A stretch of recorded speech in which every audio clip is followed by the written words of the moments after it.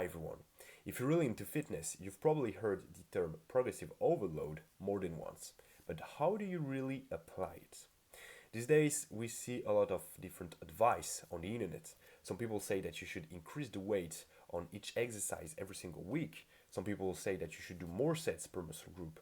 Some people say that you should incorporate drop sets and supersets into your routine. Well, today I'm going to explain everything so that by the end of this video you know exactly which factor to manipulate to overload properly and make consistent progress with a simple and easy method. So let's dive in. But before I get started, I just want to make a little disclaimer. Your execution has to be on top. In fact, progressive overload is meaningless if you don't exercise with proper form. So, I'm not a pro IFBB bodybuilder, guys, but I study anatomy, so I know some stuff about the workings and the movements of the human body. And I can tell you that probably more than 80% of the people I see in the gym are exercising with bad execution. So, to make sure your form is on top, I recommend you three things. The first one is to just ask people in the gym, ask people around you if your form is good, if you have a good execution, so that you get feedback, which is really important. The second thing you can do is to watch videos on YouTube about how to perform the exercises. And the third thing you can do is just to record yourself. You should be recording yourself as you're doing the exercise so that you can verify your form afterward. Now, that being said, I'm going to talk about progressive overload. And when it comes to progressive overload, three factors come into play. The first one is the amount of repetitions that you're doing. The second is the amount of weight that you're using. And the third one is the amount of sets per muscle group. And actually, there's a fourth factor, which is rest periods. But it's a bit different, so I'll talk about it in the end. So firstly, repetitions. That is the first factor that is going to change. Some people recommend to add a few pounds on each exercise every single week, but that's not possible because progress isn't linear. And if you do that after a few weeks, after a few months, there's a lot of chances that you're ego lifting and doing the exercises wrong. Personally, I recommend the basics, but the basics work. You grab a weight with which you can do around 8 repetitions, close to failure. And remember, it's around 8 repetitions. Doesn't really matter if you do 9 repetitions or if you do 6 or even just 5 repetitions. Then you stay at this weight for a few workouts. You focus on good execution and being close to failure. With that, you're going to cause damage to your muscle tissues. So you're going to grow muscle, and after a few workouts, you will be able to do more repetitions with the same weight. This is progressive overload. And once you can do at least 12 repetitions with good form always, you can increase the weight. Because, for instance, Jay Cutler says that the optimal rep range is 8 to 12 repetitions. And that's right, that's the window in which you can do more damage to your muscles.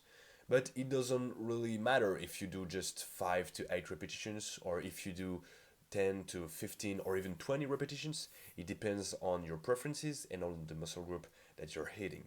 For example, I prefer doing 6 to 10 repetitions for back, while for triceps, I do 10 to 15 or 20 repetitions. So, to make it clear, progressive overload is really simple. You grab a weight with which you can do around 8 repetitions close to failure. Then you're gonna be used to that weight, so you will be able to do more repetitions with the same weight. And once you can do at least 12 repetitions with proper form, you can increase the weight. So we talked about the amount of repetitions and the amount of weight that you're using. Now let's talk about the amount of sets that you're doing per muscle group per week. In fact, the amount of sets is not the first factor that you should be using. First, you focus on progressive overload with the weight and the repetitions, as I said earlier. Then, after several weeks, if you're stagnating a little bit, you can add 1 set per muscle group per week on the muscle that you're trying to grow. But in the beginning, don't rely too much on that. And why? Why shouldn't you change the amount of sets that you're doing every so often?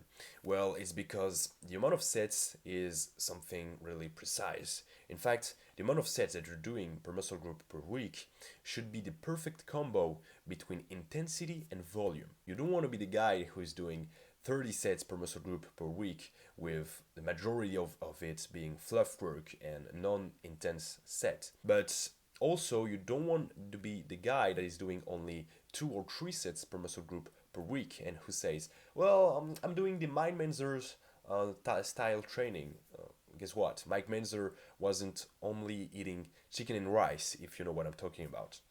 So don't compare yourself to any bodybuilder. But whatever. That being said, you have to find the perfect combo between intensity and volume, which means if you can do exactly 8 sets for back with high intensity, why would you do 5 sets? It's not optimal. You can go up to 8 sets, you're gonna cause more muscle growth. And also, if you can do only 10 sets with high intensity for chest, you don't want to do 12 or 15 sets because the extra sets are going to be fluff work and it's going to cause too much fatigue and problem for your recovery compared to the gains it's going to give you.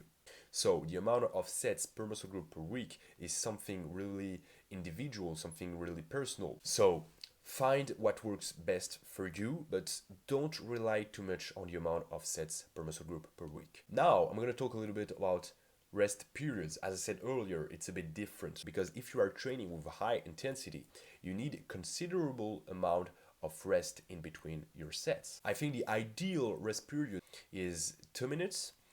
It's enough to recover properly, but it's not too much, so you don't spend 3 hours in the gym.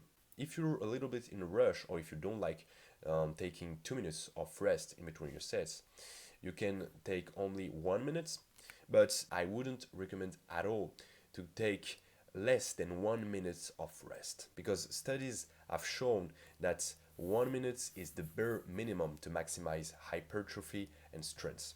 And again, I let the name of the study in the description. And finally, I'm going to talk about something also really interesting, which is intensification techniques like drop sets, supersets, partial repetitions.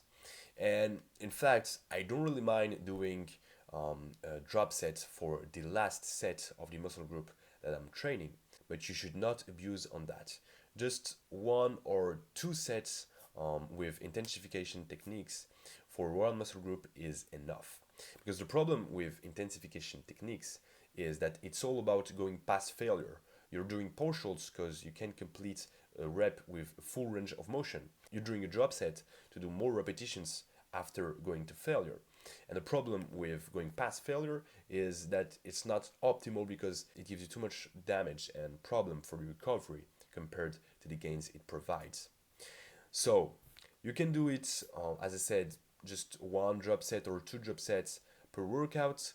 It's good, it gives you a good pump, it's fun, but don't rely too much on that neither. That being said, it's the end of the video, guys, so make sure to subscribe, to like, and I see you next time.